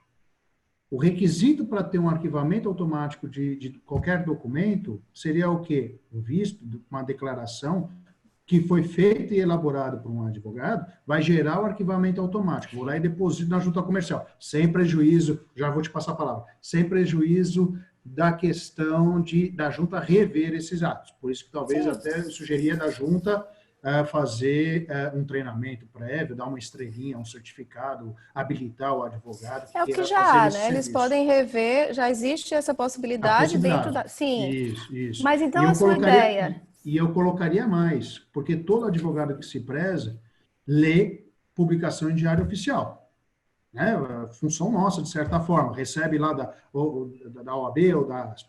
Então, se há algum revisto pela junta comercial, há algum equívoco, ou alguma fraude, inclusive, do uso indevido da inscrição do advogado na OAB, vai estar publicado. Então, a junta comercial passaria ao quê? Não ter mais a necessidade, o custo de notificar empresas, sócios e todos os envolvidos. Ela vai lá e notifica quem? Aquele advogado que assinou o contrato ou a alteração societária, dependendo do tipo. Por quê? Daí eu vou lá justificar-me o porquê eu fiz aquilo, vou me fundamentar, eu convencer ou não convencer, e se for o caso, eu vou voltar para trás aos meus clientes, me desculpa. Isso seria, de fato, uma valorização da existência do visto do advogado, seria uma segurança jurídica ampla para um registro automático, sem prejuízo da liberdade de criação, seja do empresário, do falsário, né, que também é criativo, e do advogado. Fica a minha sugestão, depois a gente debate mais. Não, mas só para... Dessa maneira eu concordo, desde que nós tivéssemos 3 possibilidades. Registro automático com contrato padrão, sem necessidade do advogado. Registro automático sem contrato padrão, com visto do advogado. E aí o registro não automático, se eu não quisesse o visto do advogado e não quisesse o contrato padrão. Assim ficaria perfeito, concordo com você inteiramente. O que então, eu acho... eu me ponho à disposição para a gente trabalhar nisso, né, Fernando? Já mandar um WhatsApp para o André agora. Eu adorei a ideia de dar as 3 possibilidades. Certo? Então, se eu não quiser... Eu como empresário que já fui na minha vida por um longo tempo e seguindo, inclusive, um grande amigo meu que não está aqui presente, infelizmente, que é um amigo em comum que nós temos, nós todos praticamente temos ali em comum, que é o Leonardo Baren Leite. Sim. Ele diz o seguinte: a gente nunca pode colocar uma coisa taxativa para criação, para o que é de criação. Né? Então, nós estamos falando de criação do advogado, nós estamos falando da criação do empresário, nós estamos falando de criação.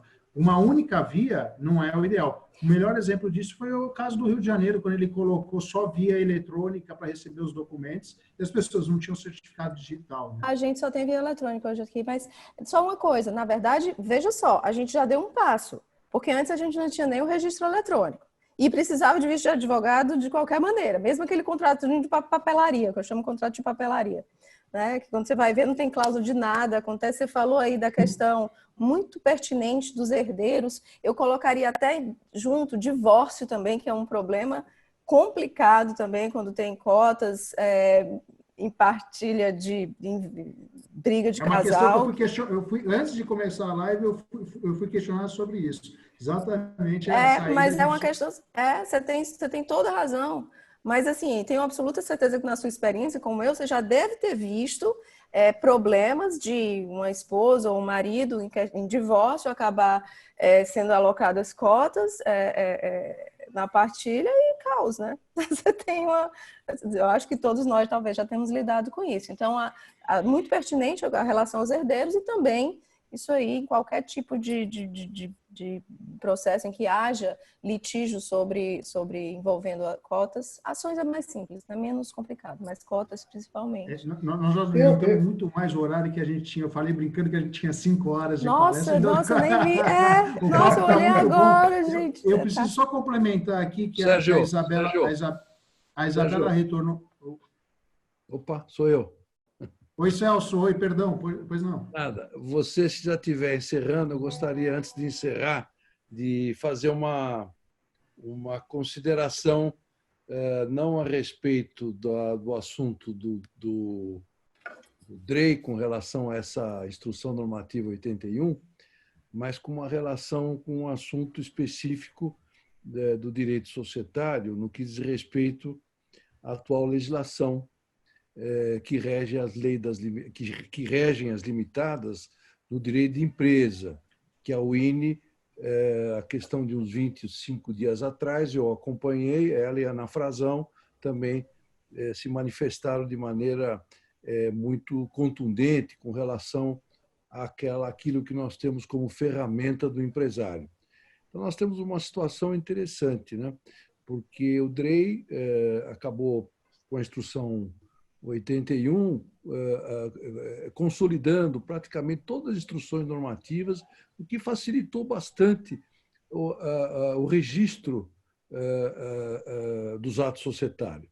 Só que nós temos também que examinar a questão desse direito de empresa que foi colocado dentro do Código por uma proposta do professor Silvio Marcondes, de São Paulo, que tinha feito este projeto de direito de empresa na década de 50 e 60, e que, de repente, o professor Miguel Reale, que era o autor do código, etc., resolveu pegar este projeto e colocar dentro do Código Civil. Na época, em 2001, nós tem o Centro de Estudo das Sociedades de Advogados, do qual eu faço parte há muitos anos, e nós fizemos diversas reuniões, dezenas de reuniões com o Mário Delgado, que hoje está em São Paulo, que na época era assessor do Ricardo Fiuza. E montamos, naquela oportunidade, todinha uma série de alterações, né, que acabaram redundando, porque o código já estava no vacatio legis, e entrar em vigor em 2003, não havia mais condições da gente colocar algum tipo de emenda, que ninguém acreditava que o código ia ser aprovado, especialmente no que diz respeito ao direito da empresa, né? Mas acabou entrando em vigor. Entrou em vigor em janeiro de 2003, né? E aí esse trabalho que nós fizemos acabou redundando num PL, um anteprojeto, que o Ricardo Fiuza teve em São Paulo, fizemos toda uma apresentação, etc. E ele, então, apresentou na Câmara dos Deputados o PL 7160. Com todos esses quórums todos, que, como diz a Wilne, cai do céu, né? E a gente fica um pouco confuso com eles, né? Na época. Então, infelizmente, ele faleceu e esse projeto foi arquivado, né? Agora, a questão de 1 ano e meio atrás, ou 2 anos, talvez, eu e o Mário Delgado resolvemos recuperar esse projeto, fizemos alguns ajustes, submetemos novamente ao pessoal do Centro de Estudos, falamos também com o pessoal da Fiesp, o Elcio Ronda também estava de acordo, foi conversado com o Gianluca, numa reunião que nós tivemos com ele também, num dos escritórios. Enfim, estava tudo ajustado. O André também tinha certo interesse, não sei se ele está de acordo ou não. De qualquer maneira, depois daquela reunião, eu provoquei aquela moça que é a vice do André, que é a Ana, me parece. Né? Anne Caroline. Isso. Mandei para ela, fiz até umas manifestações no chat, inclusive naquilo que falou muito bem a Winnie naquela oportunidade. E aí, com a Gisela, que é a secretária-geral aqui de São Paulo, enfim, fizemos um movimento e aí o André marcou comigo e com mais um grupo muito restrito uma conversa, assim, por Zoom, etc., para tratar desse assunto. No dia da reunião, 1 hora antes de começar a reunião, a liga secretária pedindo 1000 desculpas, etc., que o André não poderia estar participando e tal. E eu fiquei sabendo no dia seguinte por quê. Porque foi a demissão do Matter, né? E a demissão do Paulo Welber, né? Enfim, acabou dando lá um movimento político que acabou impedindo ele de tratar desse assunto informalmente.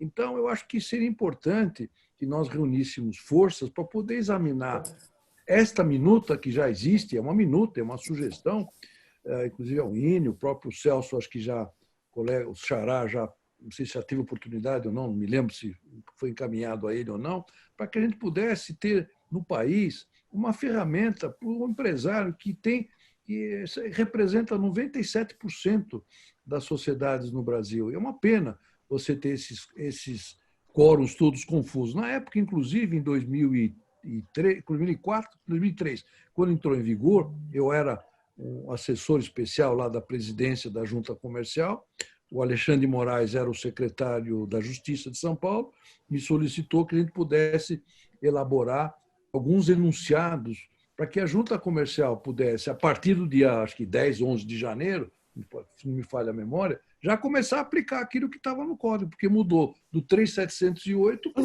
uma coisa que ninguém entendia nada. Então, na presidência, junto com a Vera Lapastina, que era procuradora-chefe, mais uns 2 ou 3, tivemos a ocasião de promover esses enunciados, que me parece que até hoje estão lá na Junta, e para poder dar um entendimento, porque a Junta tinha que entrar, tinha que vir o papel e a pessoa tinha que dar um despacho naquilo, né? Então, isso foi em 2003, nós estamos em 2020, né? Já para 2021. Então, eu acho que seria importante o país ter uma lei de SA, que é muito boa, muito perfeita na sua redação, diversas alterações que foram propostas, muito boas também, né, com uma redação clara e com o direito de empresa, que é uma redação arcaica. A própria redação que está ali é uma redação arcaica. Então, eu estou aproveitando essas oportunidades todas para acompanhar aquilo que vocês tão bem colocaram aí no que diz respeito a essas regras do DREI, liberdades econômicas, né, e sugerir que a gente possa fazer um tour de force aí para poder ver se a gente consegue criar uma lei independente das limitadas, ficaríamos com uma lei de SA e uma lei de limitadas, né? E aí tem o novo Código Comercial, que parece que está tramitando lá no Senado, mas eu tive informações fidedignas que ele não vai, neste momento não vai acontecer nada, porque está todo mundo ligado em pandemia, então nós ficamos nesse meio de campo aí, meio que embolado, né?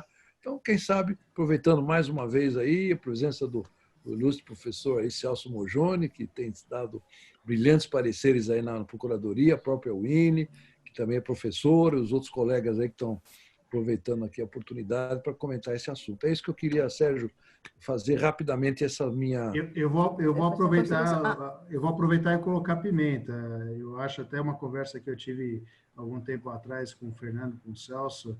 A UINE também estava convidada, mas infelizmente a distância não era época de pandemia, não tinha a moda de fazer a reunião por videoconferência. Ok, lei da SA, lei da limitada, e acaba com a MEI, né? Acaba não, né? Vou esclarecer.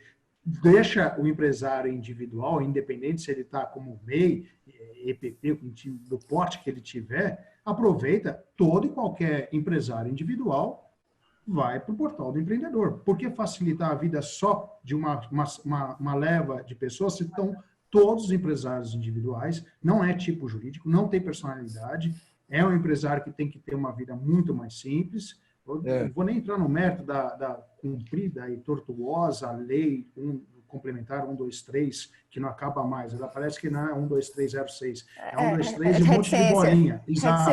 Você tem toda a razão. Então, eu não vou entrar nesse mérito, a questão do porte, mas, ok, eu já tive que engolir a existência da aberração jurídica do MEI, mas, no meu entendimento, o empresário individual era só ter mudado lá o 900 e alguma coisa, local de registro. Não é mais inscreve o empresário individual na junta comercial? Não, inscreve o empresário no portal do empreendedor. Está funcionando, acabou, leva tudo para lá e fim de papo. A junta comercial não emite mais nada, não vai ser mais rolada no rol de processo judicial, né, Celso? Porque o MEI é falso, ou porque o MEI pegou o empréstimo, enfim. Fica aí só a pimentinha aí, depois a gente discute mais sobre isso. Eu sei que a gente está com o tempo esgotado, eu queria agradecer ao Dr. Celso, porque eu vi esse projeto e eu fico feliz porque ele é muito parecido com o que está no PL 487, no Senado, sobre limitada, que eu fiz parte da subcomissão, fiquei muito, muito satisfeita. E com o Dr. Mário Delgado, que da última vez que nós tivemos uma discussão até bem acalorada, eu brinquei com ele, eu disse com ele, se você perguntar, ele vai lembrar, eu disse a ele que eu não queria civilista mexendo em direito comercial, mas foi um jeito bastante simpático, né? Depois ele disse, eu que fiz aquilo ali, eu que ajudei a fazer a parte de empresa do Código Civil. Eu disse, foi você? Pois é. Depois a gente teve uma discussão no Senado bastante acalorada sobre isso, mas, claro, uma pessoa muito querida. Mas esse projeto específico, o André, se eu não me engano, me mostrou na época, e nós ainda tínhamos esperança de que, eventualmente, a senadora Soraya Troni conseguisse pautar o código para uma discussão, mas não vai ser o caso. Então, com certeza, há pouco tempo eu escrevi um artigo que chamava o que precisamos fazer pela menina dos nossos olhos, que no caso é a limitada, como o senhor mesmo, 97% das sociedades, mais de 97% são limitadas. Então, ela não merece o que fizeram com ela, sinceramente. Pois é.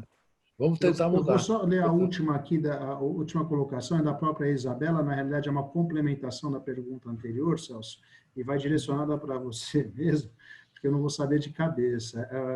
Ela coloca, abra aspas, meu questionamento foi justamente em razão de uma deliberação plenária da Junta Comercial do Estado de São Paulo, emitida agora, dia 19/8/2020, em que o parágrafo único do artigo 11 determinou que a procuração deve ter firma reconhecida. Eu não me recordo disso, participei dessa plenária, mas não me recordo desse ponto que ela colocou. Só para refrescar a memória, é a plenária que tratou do assunto das assinaturas eletrônicas, avançada e a digital, que é a que a portaria das assinaturas eletrônicas. Você se recorda desse item de obrigação sim. de firma reconhecida? Sim. Mas, mesmo tendo em vista... mas agora eu entendo que... Quer dizer, eu não sei, a portaria da junta, mas hoje em dia não é mais pertinente você... tendo em vista a lei da liberdade econômica e a IN, como é que a gente... mas eu não sei, é um caso especial aí, viu? Eu preciso... É um caso específico? É um caso específico. Então, como está falando que é um parágrafo único do artigo 11, eu não tô com a portaria aqui. Aí é também. No caso... Eu vou pegar pedir para a Isabela colocar aqui no privado aqui o e-mail dela, se por acaso pede para ela alguma coisa, e a gente responde para ela depois. Eu só passo para você responde pontualmente para ela. Pode ser assim? Isso. Obrigado. Fernando, eu sei que a gente já adiantou o horário, eu falei brincando que a gente tinha 5 horas, que meu filho não estava em casa e tudo mais. Então, eu vou passar a palavra para vocês, eu vou me despedir, vou agradecer muito mais uma vez Meus filhos a oportunidade de estar aqui presente. Obrigado, Fernando. Obrigado, Celso, mais uma vez por dividir. Eu que agradeço. Palestra comigo. Foi um prazer falar Vini, com você. Obrigado pelo carinho, pela sua atenção sempre conosco. Vou também agradecer todo mundo que esteve aqui presente. A gente teve um pico de audiência de 50 e poucas pessoas. Não foi tanto como da outra vez que estivemos juntos, né, Celso? Que nós batemos mais de 100, tinha fila de espera e tal. Você vê que a Winnie não está com essa possibilidade de angariar público. Não. E agradecer, por fim, mais uma vez ao presidente Paulo Sérgio por manter a casa aberta, mesmo que virtualmente. Agradecer ao Rafael, no nome do Adriano aqui, nosso secretário adjunto. Obrigado por nos possibilitar. Ione, suas palavras, considerações finais. Eu vou deixar o Fernando para o final, viu, Fernando? Você que é o chefe de cerimônia. Obrigado mais uma vez, gente. Bom, eu queria só agradecer, realmente eu sei que já está tarde. Muito obrigada, Sérgio, muito obrigada. Vou agradecer a todos em seu nome. Muito obrigada, inclusive, por me permitir fazer parte dos grupos. O Leonardo, como você falou, é muito meu amigo, e a Ana, desde a época que trabalhávamos no Demarest Almeida, e eu sou meio que a forasteira, né? Apesar de eu ter ficado 12 anos aí em São Paulo, ter tido inscrição na UB de São Paulo, hoje em dia eu estou morando por motivos pessoais em Fortaleza, mas eu estou sempre aí. E eu espero que, mesmo depois, naquele dia que eu não pude estar presente, quando pudermos nos reunir presencialmente, podem ter certeza que da próxima vez eu não faltarei. Muito obrigada. Estou à disposição.